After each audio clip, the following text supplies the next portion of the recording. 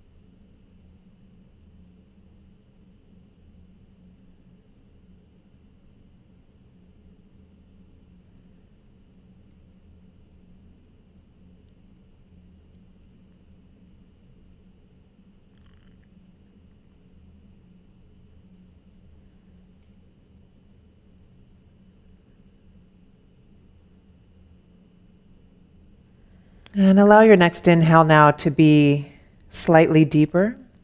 Briefly hold the breath at the top.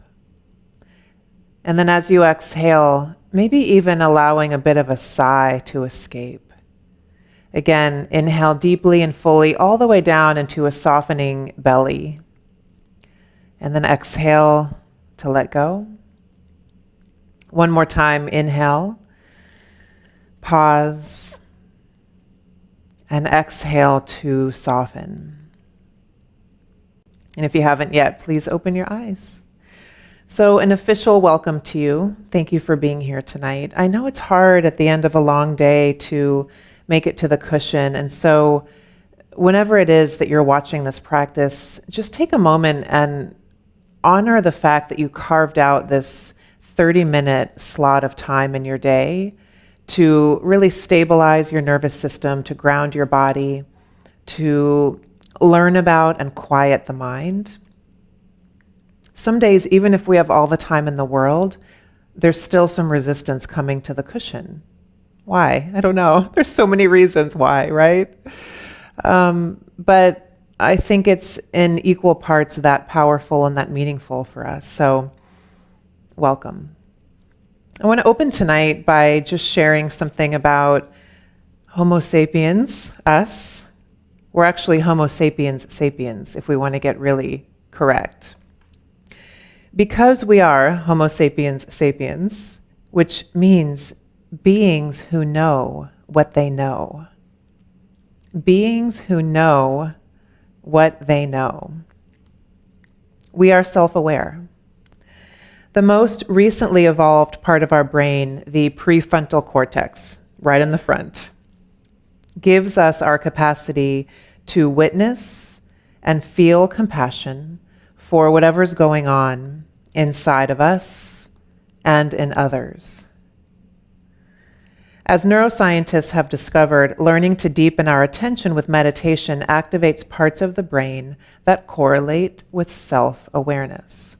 So the more we meditate, the really thicker that part of the brain gets. It has more matter to it. And with that increases our self-awareness. And this idea of increasing our self-awareness is for better or worse, right? There's always a double-edged sword with this stuff. Sometimes, temporarily, it can be a little bit easier to stay in the dark, to stay kind of naive about certain parts of ourselves. But I think in the long run, even though sometimes it can be kind of painful to learn about certain parts of our psyche and our mind, I think in the long run, the freedom that it brings over time is worth all the money in the world. You know what I mean? It's worth anything we could ever have or buy or do.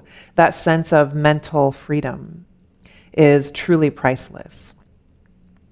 And one of the really big blocks to realizing what one of my teachers, Tara Brach, calls our gold, like the shining light, the essence of who we are, our true self, our natural self. One of the biggest blocks to recognizing that gold is this idea that something is wrong with me. The trance of unworthiness, you may have heard me call it. In yoga, what's so interesting about how these lineages cross, so mindfulness meditation has nothing to do with yoga. They are completely different schools of thought. However, in yoga, this is also described as a word called avidya. And in the lineage of yoga, avidya is said to be the most challenging thing that we as humans experience, which is a lack of belief in ourselves. And so a big part of the practice of yoga is working with avidya, which is like a contracted viewpoint of ourselves, toward vidya, which would be a more expanded, higher perspective, more supportive view of ourselves. And because we know that body and mind, are they separate? I don't know. I guess that's a big conversation for another day. Body and mind, however, are in one self. They are just in us. So like my body and my mind is part of who I am. Separate, same, I don't know. But we know that because they're so intimately intertwined, some of these beliefs that we hold about ourselves are also living in our body. And that's one of the fantastic things about the practice of yoga, is that we get to work with tension in the body, direct our mind a really specific way, and start to move some of that out. It's really, every time I sit and think about yoga in specific, it's so magical. So these emotions, these belief systems we have about ourselves are emotions, and they live in the body. You may have heard me or some other teacher say the issues are in the tissues, right? These experiences we have, these contracted viewpoints we have of ourselves came from somewhere. Probably somewhere when we were very young. Somebody saying something to us that may have seemed really neutral and nothing in the moment actually really landed for us and started to shape and form how we move through the world. It doesn't just come from nowhere, right? So this trance of doubt, we can call it, trance of unworthiness, trance of doubt, is so often rooted in a fear of being seen, because somewhere along the way, somebody has told us that who we are isn't enough. There's something wrong with who I am, right? So this trance of unworthiness comes so often from a fear of being seen, a fear that so many of us have. I really feel like the human journey is one of learning to be completely who we are again, right? And I will say, as we get older, I think it gets easier. I don't know if that's true for everyone, but I know in my mid-40s, I'm a lot more who I am than I was when I was 32. And hopefully in my mid-50s, I'll be even more of who I am. So I wanted to share a really interesting story. It's from the Polynesian culture. It's a traditional story from Polynesia that captures the ultimate cost of obeying our fears and our self-doubt. In ancient times, a revered tribal leader went regularly to the river to shed her skin, each time returning to her village renewed and invigorated. But one day, things changed. Instead of floating away, her old skin got caught in a bit of driftwood.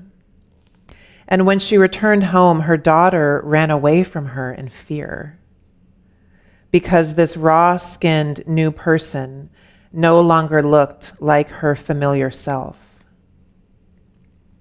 Finally, unable to comfort her daughter, the woman went back to the river. Excuse me. She found her old skin and she put it back on. And from that time on, the story tells us, humans lost their power to rejuvenate, to live, and to love fully. They became mere mortals entangled in fears of failure and the need to cover over their flaws.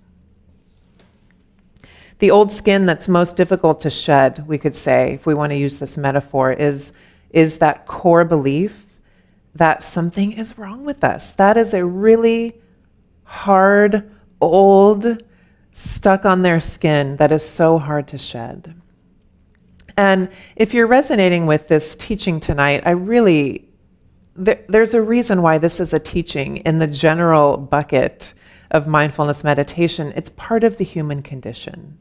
You know, I don't know anyone in my life who doesn't struggle with this in their own unique way. And so knowing that, can we rest a little bit and relax a little bit into the truth that we can even just say, oh, how human of me. How human of me to be holding on to this lack of belief in myself so tightly because I'm afraid of what could be there if I let go of it. And to be honest, sometimes there's a fear of how others would react if we changed.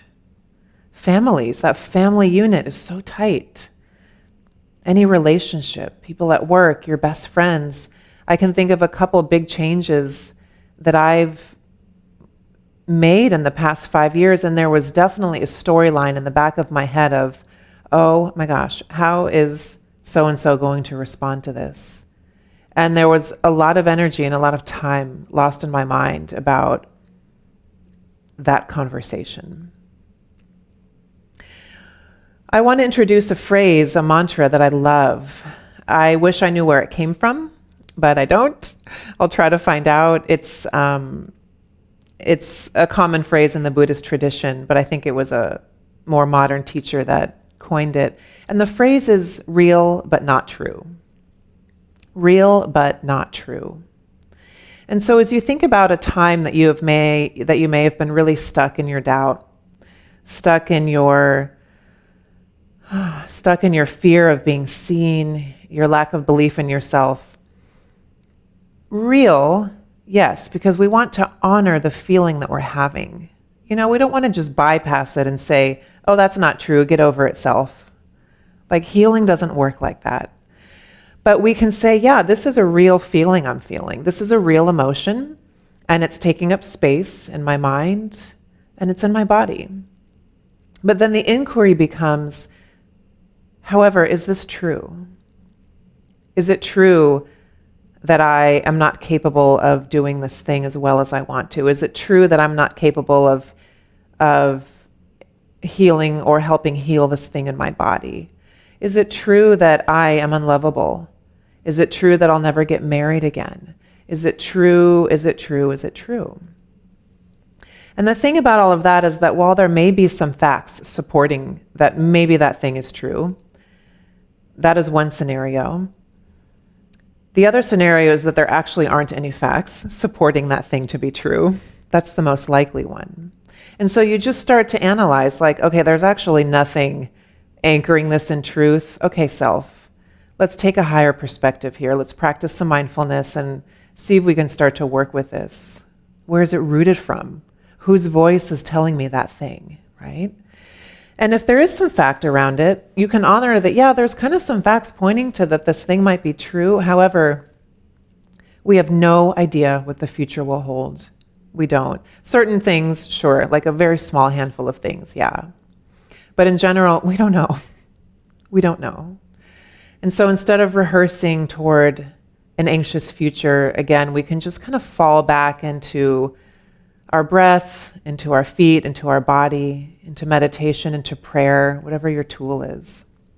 So the next time you find yourself really mired in doubt, fear, all of that, lack of belief in yourself, real but not true.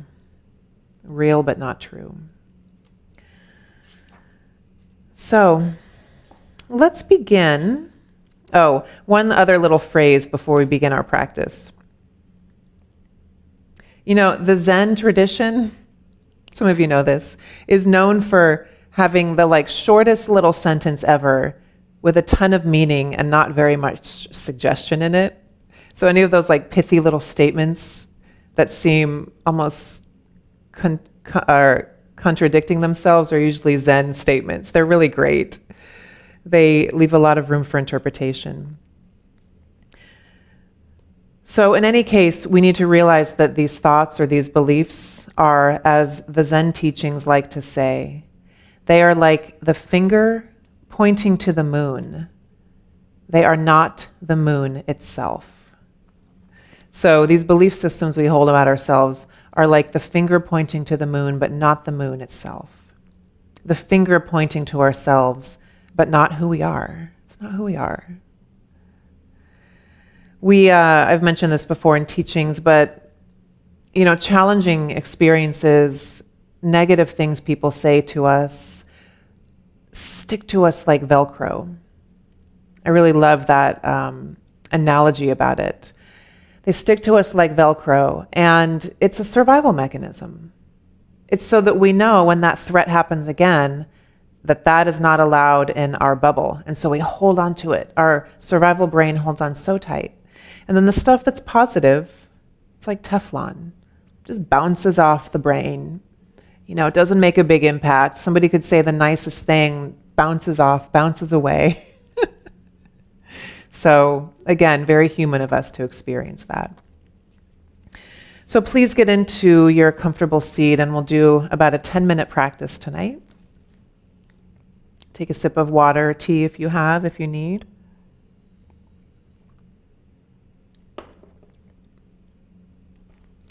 And once you feel settled in your body, I invite you to close your eyes.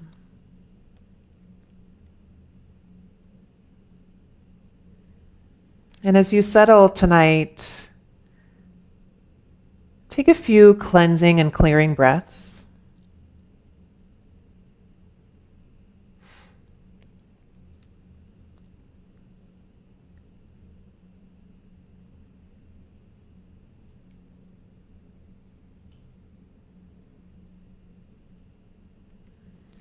And on your next exhale, bring your mind all the way into your hands.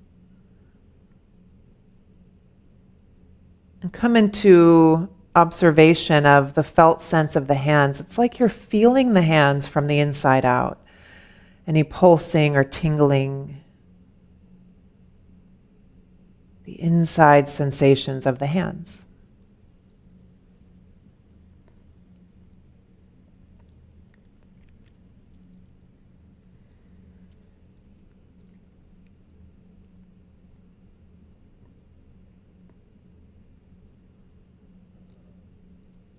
We can use this idea of felt sense of the hands as the anchor for our attention. So as the mind starts to wander, just for the next minute or so, keep turning mind toward that felt sense.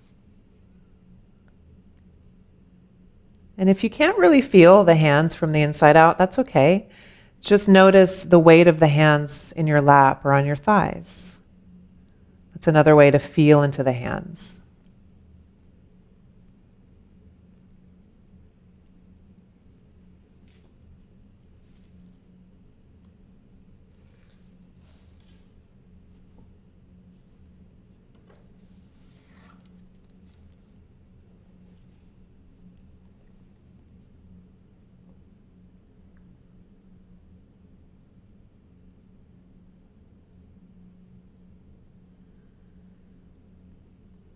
As I was lecturing a little bit tonight, you may have already identified a belief that's challenging for you that you hold about yourself. So you could work with that tonight.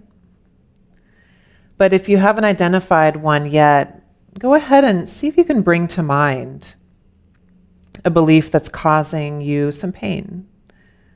One that you're tired of, that you would like to start to work with and dismantle and eventually be free from.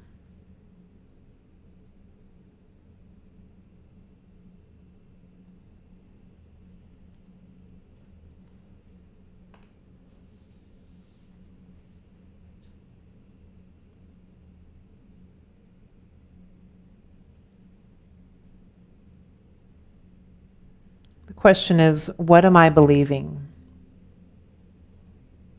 What am I believing? Can you put it into a short sentence?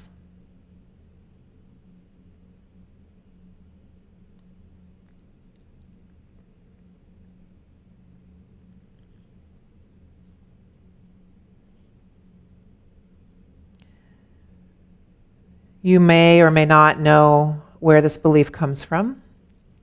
You may have somebody else's voice in your head saying something. There may be somebody you're imagining with you that is connected to this belief. But maybe you can start to visualize the situation clearly, or maybe you don't know where it comes from. And that's okay too. You just sit with whatever the belief is.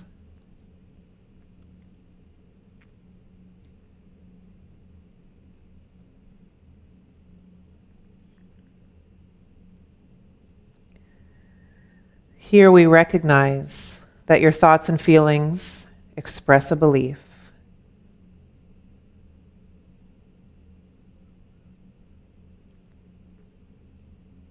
And we'll start to allow this belief to be here instead of resisting it and wanting to push it away.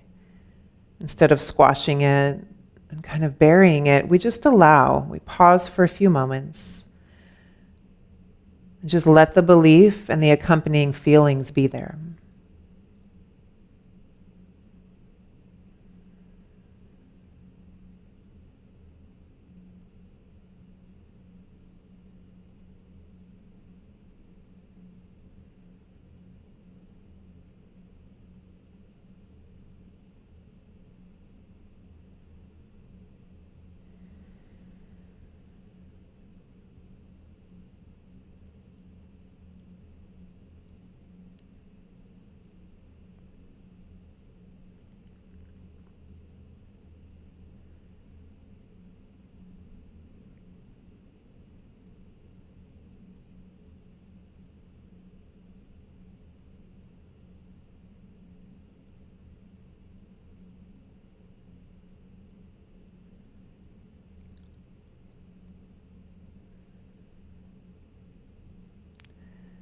And as we start to investigate this belief, we begin by asking, is this really true? So we knew it was real because we recognized the feeling. We allowed the feeling to remain. It was happening, that experience that we were feeling in the moment. But now we get to ask, is it true?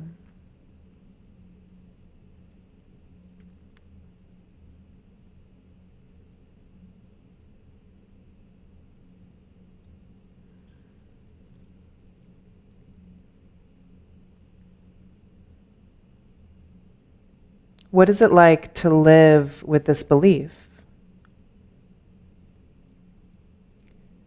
We make a U-turn from analyzing in the mind, and we get curious about how it feels to live with this belief by bringing attention to the body.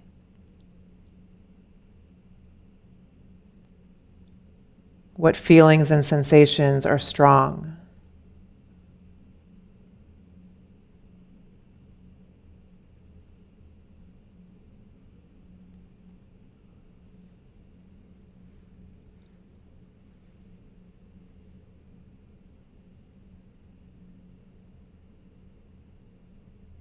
Are particular emotions associated with this belief? And can you name a few?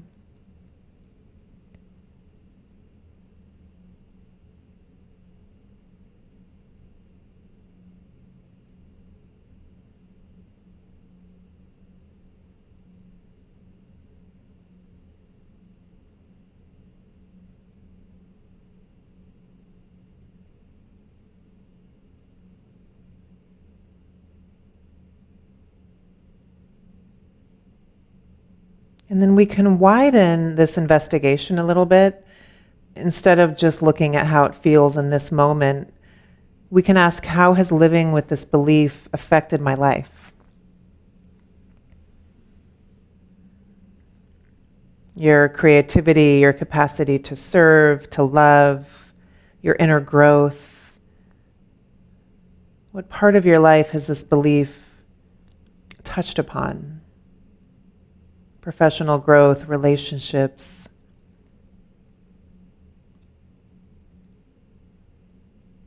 Physical health, perhaps.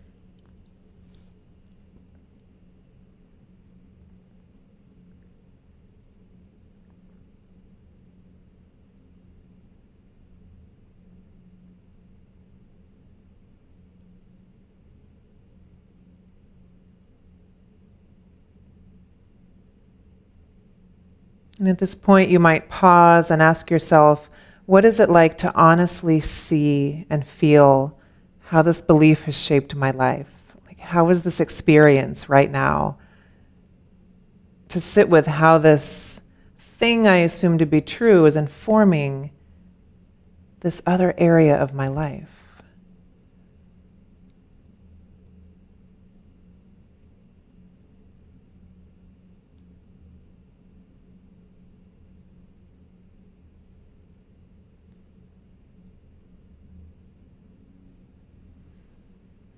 And now I invite you to turn your attention back toward your body and investigate some of these fears that live underneath the belief. Like, what's driving this belief?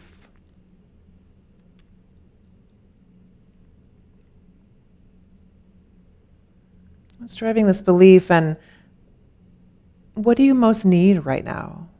What is it that you most need?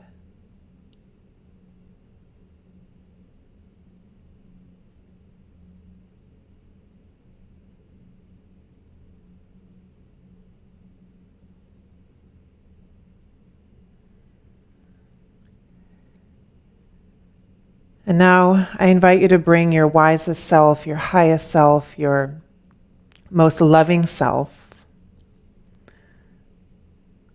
to witness and feel what message, touch, energy, or image might bring the most healing to you right now. It can be a sense, a sentence, an image, an object, a person. There's no limit to what this answer could be, but what could bring the most healing to this inner experience for you right now? And just offer that to yourself in the way that you can.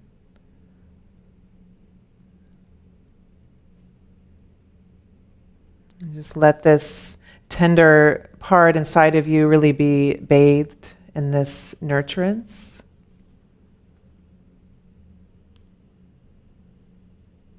Like it's washing through every cell,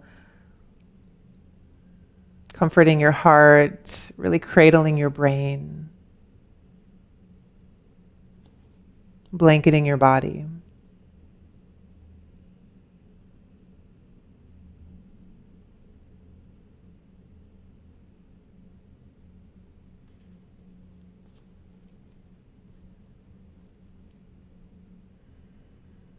And now we start to let all of this go, and just for 1 minute, notice the quality of presence that is unfolded here.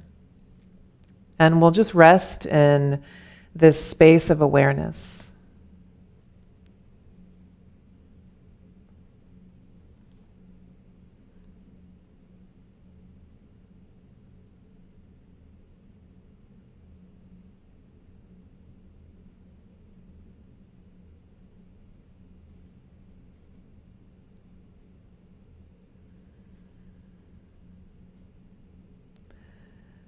Who would I become if I no longer lived with this belief?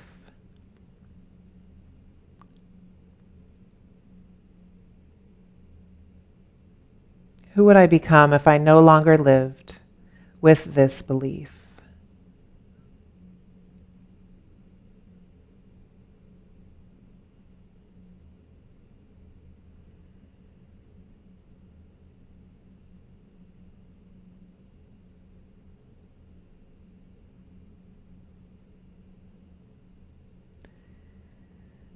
Receive a full, deep in-breath and a long, slow out-breath. Again, inhale through the nose. Exhale out the mouth. One more time, in and out. Flutter your eyes open and take just a moment to look around the room. Turning your head actually speaks to your survival brain and tells your survival brain that everything is okay. So use your eyeballs, turn your head, look around, and center yourself back in the middle. This would be a good one, you guys. There's a lot in that meditation, obviously. If it landed with you tonight, I recommend practicing it often. Maybe I'll even create a shorter version without the lecture for our meditation library. But it can really help us get some freedom from the things that we have just surrendered to as part of our personality that actually aren't who we are, things that we'd like to free from. It is possible. So good job for sitting with this tonight. And I'm here for support if you need it. Have a great evening, and I send you all the love.